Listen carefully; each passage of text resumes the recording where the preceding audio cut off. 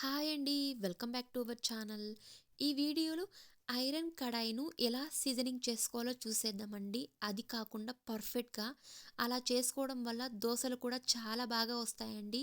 తప్పకుండా ట్రై చేయండి. ఈ ఐరన్ కడాయి మా నాన్న చేతుల్లోనే చేసిందండి. ఇప్పుడు మా నాన్న లేరు. అందుకే దీని గుర్తుగా ఇలా తెచ్చుకున్నాను మా అమ్మ వాళ్ళ ఇంట్లోనింకా. ఇది చేసి 10 సంవత్సరాలవుతుందండి. దీన్ని అసలు యూజ్ చేయలేదన్నమాట. ఇప్పుడు దీన్ని ఎలా సీజనింగ్ చేసుకోవాలో చూసేద్దామండి. మనం ఐరన్ కడాయిలో తినడం వల్ల మనకు ఆరోగ్యానికి చాలా లాభాలున్నాయండి. ఇప్పుడు ఈ మధ్య కాలంలో ఐరన్ కడాయిస్ అనేసి ఎక్కువగా డూప్లికేట్స్ అమ్ముతున్నారండి. చాలా అసలు దాని మీద ఐరన్ కోటింగ్ అని చెప్తారు కానీ అసలది ఏం కోటింగో తెలీదు. తొందరగా అది వెళ్ళిపోతుంది పైన కోటింగ్ అనేది. నేను తీసుకున్నాను కానీ అది బాలేదండి. అందుకే ఇలా మా అమ్మ తీసుకువెళ్ళు అని చెప్పింది. మా అమ్మ కూడా యూజ్ చేస్తుంది. సేమ్ ఇలాంటిదే ఇంకొకటి చాలా బాగా వస్తాయి దోసలోని చపాతీలు చాలా బాగుంటాయన్నమాట. అందుకే దీన్ని తీసుకొచ్చాను మా నాన్న గుర్తుగా. మా నాన్న వెల్డర్ అన్నమాట. వెల్డర్ అంటే ఇట్లా ఇనుము సామాన్లు తయారు చేసేదన్నమాట. ఇలా మా నాన్న ఎక్కువగా చేసేవాళ్ళు ఇలాంటివి. ఇలా మనం సింక్‌లో 3 డేస్ ఇలాగే ఉంచేయాలండి. ఇలా ఉంచిన తర్వాత అంటే 3 డేస్ తర్వాత ఇప్పుడు దీన్ని మనం తోముకోవాలన్నమాట. దేనితో తోమాలంటే ఇక్కడ నేను కొద్దిగా ఇటుక రాయి పొడిని ఇలా పౌడర్ చేసుకొని ఇలా మనం తీసుకొని కొద్దిగా ఇలా ఇనుము నార ఉంటుంది కదండీ! ఇలా మనం తీసుకొని బాగా రుద్దుకోవాలండి. అప్పుడే చాలా బాగా క్లీన్ అవుతుందన్నమాట. పాతకాలంలో ఇవే అండి. ముందంతా వీటినే పెట్టి తోమేవారు అన్నిటికి. ఇప్పుడంతా పౌడర్స్ అంట అది ఇది వచ్చేస్తుంది లిక్విడ్స్ అంతా. ఇందులో ఉన్న క్లీనింగ్ ఎందులో రాదండి ఇప్పుడు. ఇలా బాగా క్లీన్ చేసుకోవాలి పైనంతా. ఈ కడాయి చేసి 10 సంవత్సరాల పైనే అవుతుందండి. ఎక్కువగా డస్ట్ అనేది ఉంటుంది. పైన చిలుము కూడా పట్టిందనమాట.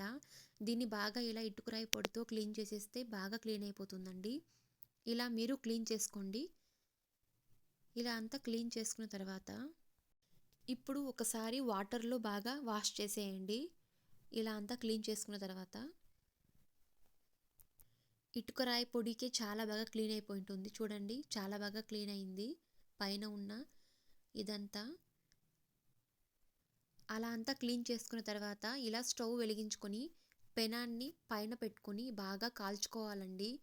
మనం ఎప్పుడైనా కానీ ఐరన్ కడాయి ఇలా మనం క్లీన్ చేసేటప్పుడు ఇలా మనం వేడి చేసి క్లీన్ చేసినట్లయితే దానిపైన ఉన్న ఆ చిలుము అంతా బయటొస్తుందనమాట. ఇంకేదైనా డస్ట్ ఉంటే కూడా బయటొచ్చేస్తుందండి.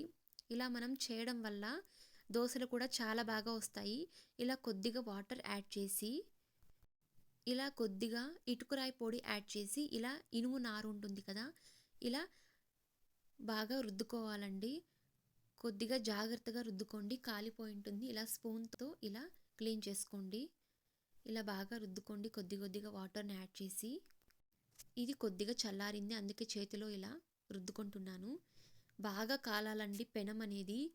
ఒక 10 నిమిషాలు అలాగే హై ఫ్లేమ్‌లో పెట్టేయండి. అప్పుడు చాలా బాగా వస్తుంది బయటకనేది డస్ట్ అంతా. ఇలా అంతా మనం బాగా రుద్దుకోవాలన్నమాట. ఇలా మనం రుద్దేటప్పుడు ఎప్పుడూ ఇలా స్టీల్ నారని యూజ్ చేయండి. బాగా క్లీన్ అయిపోతుంది. ఇలా పెనాన్ని సింక్ దగ్గర తీసుకొచ్చి ఇలా ఇంకొకసారి బాగా మీ బలమంతా ఉపయోగించి బాగా ఇలా రుద్దండి. బాగా క్లీన్ అయిపోతుందండి దీనికే. చూడండి బాగా క్లీన్ చేసుకున్న తర్వాత ఈ పెనానికి ఈ గరిటె కూడా మా నాన్న చేసిందే అండి. చాలా బాగుంది గరిటె కూడా.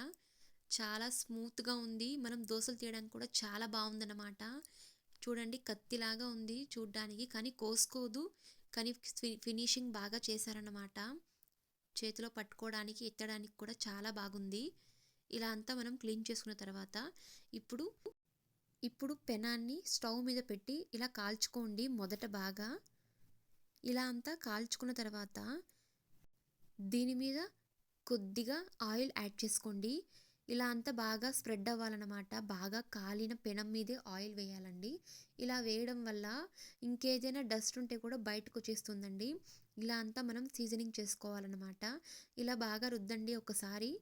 ఆయిల్ వేసిన తర్వాత చూడండి ఎలా వస్తుందో డస్ట్ అనేది. ఇలా మనం ఎప్పుడైనా కానీ ఐరన్ కడాయి మనం క్లీన్ చేసేటప్పుడు ఈ నియమాలు పాటించాలండి. ఎందుకంటే మనం తినాలి కాబట్టి ఆ డస్ట్ అంతా మన లోపలికి వెళ్ళిపోతే మనకు రోగాలొస్తాయి.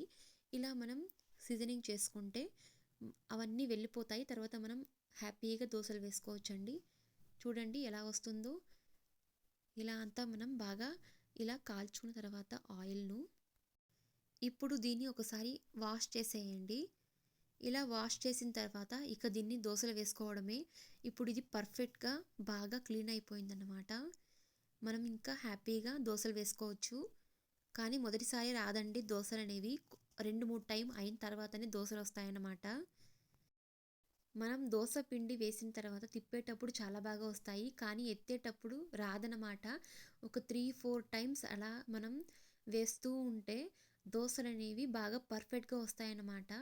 ఇలా దోసలు, ఎగ్ ఆమ్లెట్ అలాంటివి వేస్తూ ఉంటే చాలా బాగా సెట్ అవుతుంది పెనం అనేది. మా నాన్న పెద్ద పెనమే చేసుకొచ్చారండి. చూడండి పెద్ద సైజ్ దోసే వచ్చిందనమాట. ఇంకా తిప్పింటే ఇంకా బాగా వచ్చిండు బయటంతా. చూడండి చాలా బాగా ఉంది చూడ్డానికి. ఒక దోస తింటేనే చాలు కడుపు నిండిపోతుందనమాట.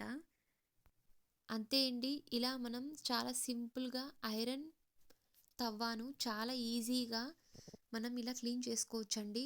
ఇలా క్లీన్ చేయడం వల్ల పర్ఫెక్ట్‌గా వస్తుందనమాట దోసలనేవి.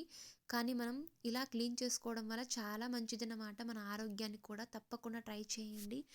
పెనం అనేది బాగా సెట్ అవ్వాలంటే మొదట చపాతీలు కాల్చండి. తర్వాత దోసలు కాల్చండి. తర్వాత ఆమ్లెట్ కాల్చండి. తర్వాత ఇలా మనం తిరిగి దోసలు వేయడం వల్ల చాలా పర్ఫెక్ట్‌గా వస్తాయండి. ఇలా నేను 4 టైమ్స్ ఇలా చేసిన తర్వాతనే బాగా పర్ఫెక్ట్‌గా వచ్చాయండి. ఇలా కూడా మీరు చేయండి. మొదటిసారి రాదండి ఎవ్వరకు.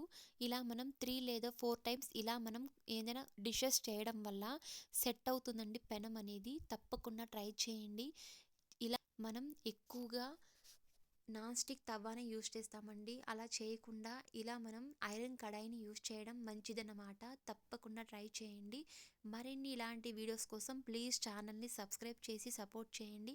అండ్ పక్కనున్న బెల్ ఐకాన్‌ని క్లిక్ చేయండి. నా వీడియో నచ్చినట్లయితే ప్లీజ్ లైక్ చేయండి, షేర్ చేయండి, సబ్స్క్రైబ్ చేయండి. Thank you.